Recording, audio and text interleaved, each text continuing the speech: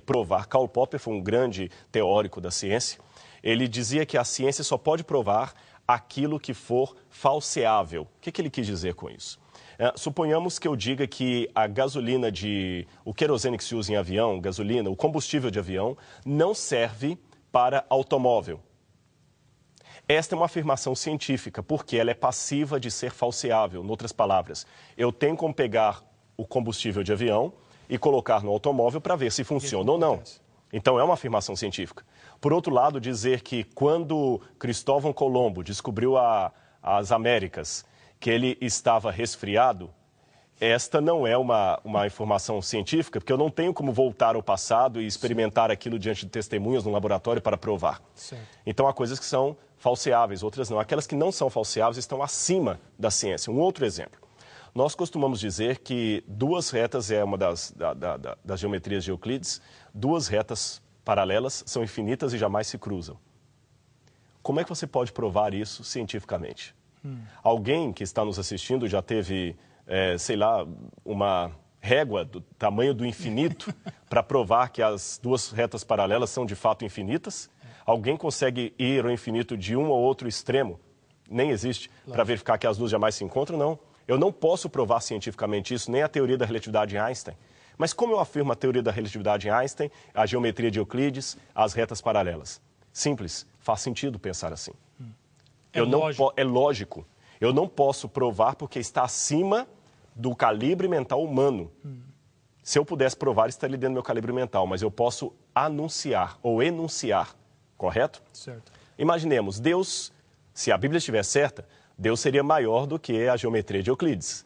Deus seria maior do que a teoria da relatividade de Einstein. Lógico.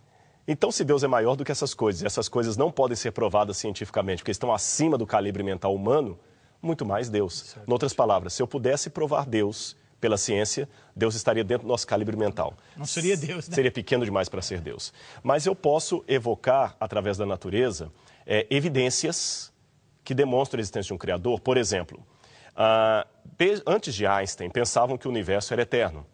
Newton trabalhou com uma física de um universo eterno e estático. De Einstein para cá, com as contribuições especialmente de Hubble, descobriram que o universo teve um começo, um start. Alguns falam de Big Bang, outros falam de outros...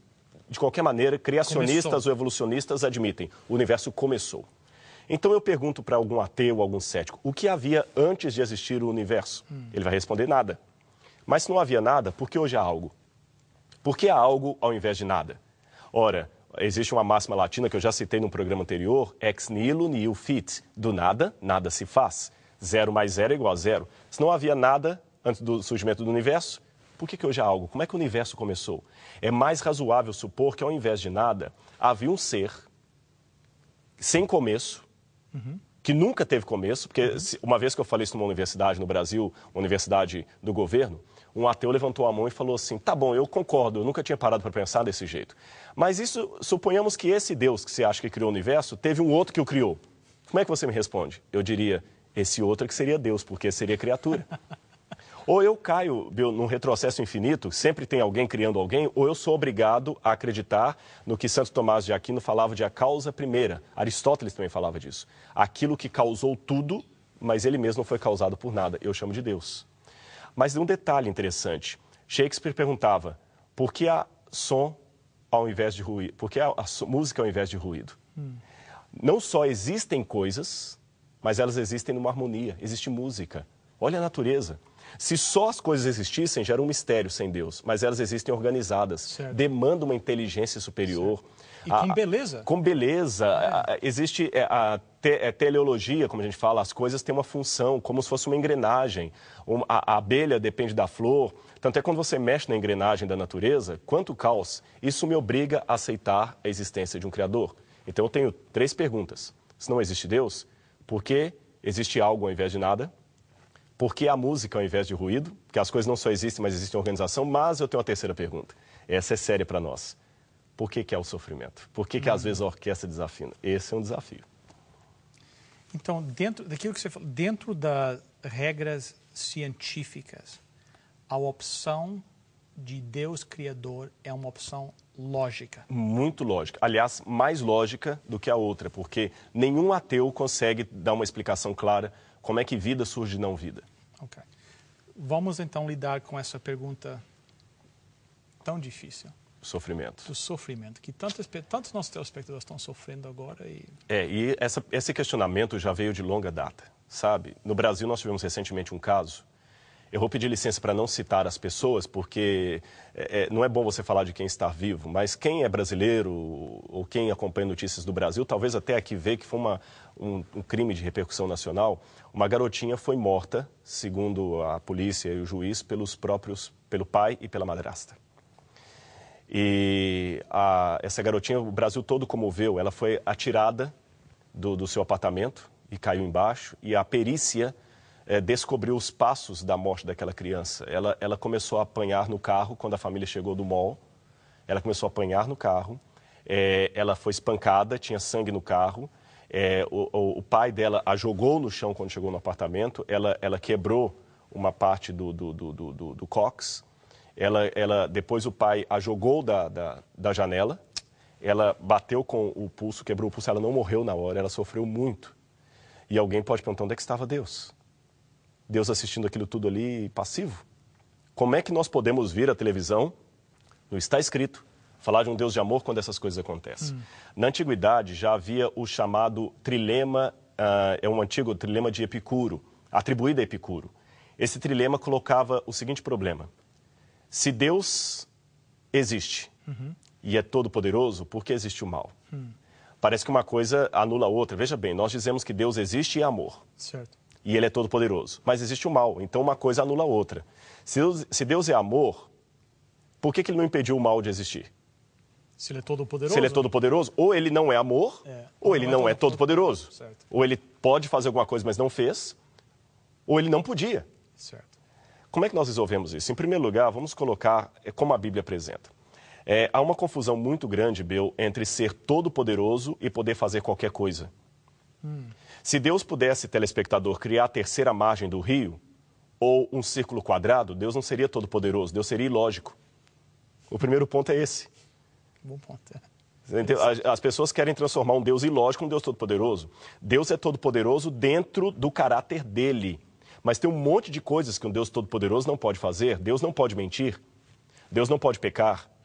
Deus não pode trair. Deus não pode se arrepender. Tem um monte de coisas que Deus não pode fazer.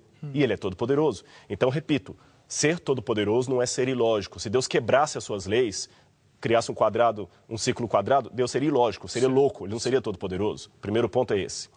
Segundo ponto, quando Deus criou as criaturas do universo, a Bíblia fala que Deus criou todas livres. O que é ser livre? É poder escolher entre dois caminhos. Certo. Mas para organizar esse universo, Deus colocou suas leis, as suas regras. Em filosofia, nós temos uma matéria chamada metafísica, que diz que tudo que existe de duas maneiras. Você tem a coisa existente em projeto, em potência, possibilidade, ou ela existe em realidade, em ato. Ok. Por exemplo, eu não tenho netos. Os meus netos existem em potência. Tá certo? Não tem como agora eu pedir no seu programa oração pelos meus netos. Certo.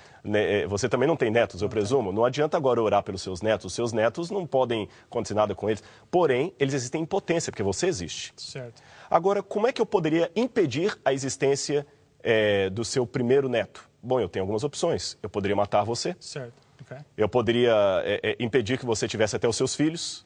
Mas não seriam boas opções, né, Bill? Você está me tratando tão bem aqui. Quando Deus criou criaturas livres, a possibilidade do mal passou a existir. E antes que alguém fale em casa, então Deus é o culpado por isso, eu pergunto diferente, quem pagou o maior preço quando o mal se tornou existente? Certo. Como é que a possibilidade do mal passou a existir? Porque as pessoas podiam escolher entre o bem ou o mal. Mesmo antes do ser humano ser criado, isso vale para anjos, para seres de outros mundos não caídos, que eu acredito que Deus tenha outras civilizações em outros universos. Como é que Deus fez então? Deus criou os livres. E entre esses surgiu um anjo chamado Lúcifer, que resolveu transformar o mal de potência em realidade, ato. certo. Em ato. Em ato. Aí alguém pode me perguntar, por que Deus não impediu Lúcifer, então, de surgir, se Deus sabia tudo isso? Porque Deus é honesto demais para fazer isso. Deixa eu fazer uma comparação, Bill. Eu disse aqui para os telespectadores que eu sou um professor. Suponhamos que eu chegasse no primeiro dia de classes e dissesse aos meus alunos: todos aqui têm a liberdade de escolher se me querem ou não como professor de vocês. Eu vou passar uma lista e vocês podem avaliar a minha aula para dizer se gostaram ou não de mim, se querem ou não fazer o meu curso tendo a mim como professor. Certo. E eu prometo que a resposta que vocês derem será levada à diretoria da escola. A princípio, os alunos ficarão contentes, pensarão: puxa vida, que professor bacana, ele deixou nós optarmos. Certo. Mas eles não sabem que lá atrás, escondido, eu separo apenas aqueles que me deram nota máxima. Os outros eu jogo no lixo e entrego para a direção da escola apenas